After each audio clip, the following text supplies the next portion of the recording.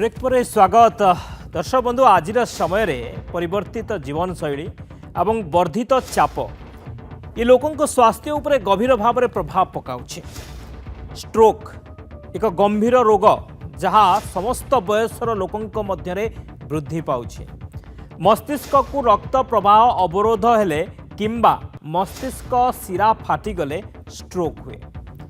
आज आम जीवन शैली में चारोटी कारण विषय आलोचना करिबा जहाँ स्ट्रोक आशंका वृद्धि करुछे। आजिकालीर अवनतिशील जीवन शैली खराब खाद्यपेय अभ्यास एवं निद्रा अभाव विभिन्न रोगर आशंका वृद्धि करुछे। आ एही परिस्थिति रे स्ट्रोक लोकों पाई एक गुरुत्वपूर्ण विपद सृष्टि करुछे। तो दर्शक बंधु प्रतिवर्ष लक्ष लक्ष लोक स्ट्रोक रे पीड़ित होउछंती एवं अनेक मृत्यु मध्य हेउछे। अनेक विश्वास करती जे जदि समय मध्य सतर्कता अवलंबन करा जाए तेबे एही विपदपूर्ण अवस्था को एड़ाई दिया जाई पारिबो। मुख्यतः आमे चारोटी कारण उपरे जदि सतर्क रहिबा तेबे एभली स्थितिरु किछटा रक्षा पाई परिबा। प्रथम हेउछि उच्च रक्तचाप। ई समस्या स्ट्रोक रो सबुठारु साधारण कारण भावे विवेचना करा जाए कहीं लगातार उच्च रक्तचाप मस्तिष्क स्नायु उपरे चाप पकाई थाए। जेतेबेले चाप अत्यधिक हुए स्नायु गुड़िक फाटी पारे जहाँ फल हेमोरेजिक स्ट्रोक हो पारे। अनेकों ठारे उच्च रक्तचाप प्रायतः कौन लक्षण बिना विकसित हुए तेणु एक नीरव घातक कहुए। उच्च रक्तचाप थिबा लोक नियमित व्यवधान में रक्तचाप जांच करने अत्यंत गुरुत्वपूर्ण। यह सहित डाक्तर परामर्श अनुजाई मेडिसिन खाइबा मध्य उचित। द्वितीय खराब जीवन शैली एवं खाद्यपेय। खराब खाद्यर अभ्यास आजिकाली द्रुत गति रे जीवन जापन ने लोक माने विशेष भाव में फास्ट फूड जंक फूड एवं अत्यधिक तेल एवं मसलायुक्त खाद्य उपरे निर्भरशील। यही खाद्य रे थिबा ट्रांसफैट एवं कोलेस्ट्रॉल शिरारे चर्बी जमा करिथाए जहां रक्त प्रवाह को बाधा दिए एवं स्ट्रोक हेबार आशंका को बहु परिमाण रे वृद्धि करे। विलंबित राति पर्यंत न शोइबा 8 ରୁ 9 घंटा निद न हेबा एवं शारीरिक कार्यकलापर अभाव यह विपद को आहुरी वृद्धि करे। 3 धूमपान एवं मद्यपान। आजिकल अनेक युवक युवती बहुत कम बयस धूमपान एवं मद्यपान करने आरंभ करती जहाँ सेमानक शरीर उपरे गुरुत्वपूर्ण प्रभाव पकाई थाए एवं कम बयस रे स्ट्रोक भली गंभीर रोगर कारण होता है। सिगारेट धुआं शरीरर शिरागुड़ी को दुर्बल कर दिए एवं रक्त को घन कर दिए जहाँ द्वारा अवरोध होबार आशंका वृद्धि पाए। मद्यपान रक्तचाप मध्य वृद्धि करे। ये दुईटी अभ्यास धीरे धीरे शरीर को भीतर दुर्बल करदे। 4 रे चाप एवं मानसिक चिंता। अनेक लोक निरंतर चापग्रस्त थांती जहाँ शरीर रे कार्टिसोल हार्मोन को वृद्धि करिथाए जहाँ रक्तचाप एवं शर्करा स्तर उभय को प्रभावित करिथाए। जो माने दीर्घकालीन चापग्रस्त थांती सेमानंकर स्ट्रोक रो आशंका अधिक थाए। तेणु शरीर सहित मन को आराम देबा एवं चापमुक्त रहिबा निहाती आवश्यक कहीं ये सबु हेउछि स्ट्रोक रो कारण। ये चारोटी कारण ऊपर जदि आपण ध्यान देबे ए स्ट्रोक को आमे दूरे पारिबा। जेभली कि कहली प्रथमे उच्च रक्तचाप अनेक लोकंकर उच्च रक्तचाप रही है जहाँकि परवर्ती समय स्ट्रोक हो पारे। ये समस्या स्ट्रोक सबुठार गोटे साधारण कारण भाव विवेचना करा जाए कारण लगातार उच्च रक्तचाप मस्तिष्कर स्नायु उपर चाप पकाई थाए। जितेबाला चाप अत्यधिक हुए स्नायु गुड़िक फाटी पारे जहाँ फल हेमोरेजिक स्ट्रोक हो पारे। अनेकों ठारे उच्च रक्तचाप प्रायतः कौन लक्षण बिना विकसित हुए तेणु एक नीरव घातक आपको कहुए। द्वितीय खराब जीवन शैली एवं खाद्यपेय अभ्यास। आजिकाली द्रुत गति रे जो जीवन जापन लोक माने फास्ट फूड जंक फूड अत्यधिक तेल मसलायुक्त खाद्य खाउछंती। यह खाद्य थिबा ट्रांसफैट एवं कोलेस्ट्रॉल शिरारे चर्बी जमा करिथाए जहाँ रक्त प्रवाह को बाधा दिए एवं स्ट्रोक हेबार आशंका को बहु परिमाण रे वृद्धि करे। या सहित विलंबित राति पर्यंत न शोइबा बा 8 ରୁ 9 घंटा जदि आपण शोना सठिक जी आवश्यक से समय आपण शोना शारीरिक कार्यकलाप करूना ये गोटे कारण हो पारे।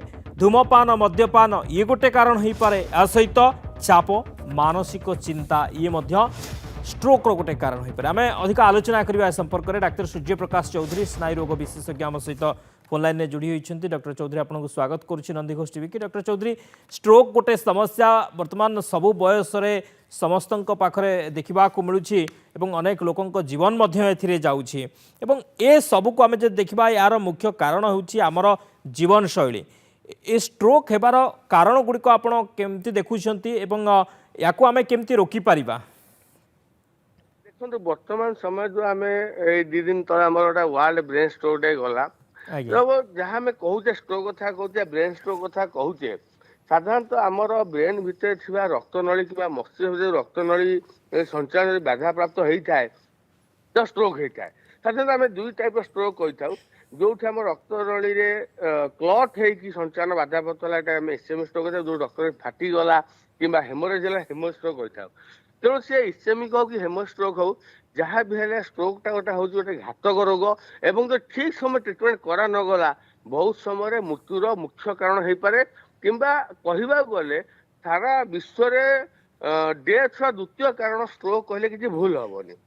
जब कारण विषय आम आलोचना करवा साधारणतः मु कहि डायबिटीज हो ब्लड प्रेशर हो हाई कोलेस्ट्रोल लेवल हो विभिन्न प्रकार एडिक्शन कथा कहतु अल्कोहल स्मोकिंग कथा कहतु विभिन्न प्रकार तंबाकू सेवन कथा कहतु ए सब हूँ स्ट्रोक रो मुख्य कारण। एवं ता सहित वर्तमान समय जहाँ आम देखुचे युवपीढ़ी पाखे जो यंग स्ट्रोक आम गोटे कथा कहूचे धीरे धीरे जोटार मात्रा बढ़िबारे लगी गोटे आकलन आम देखुचे आम ओडिशा रे जो स्ट्रोक 2023-24 4000 पाखापाखि 24-25 से 5000 क्रॉस कलानी हुए तो 25-26 से 6000 क्रॉस कर पारे।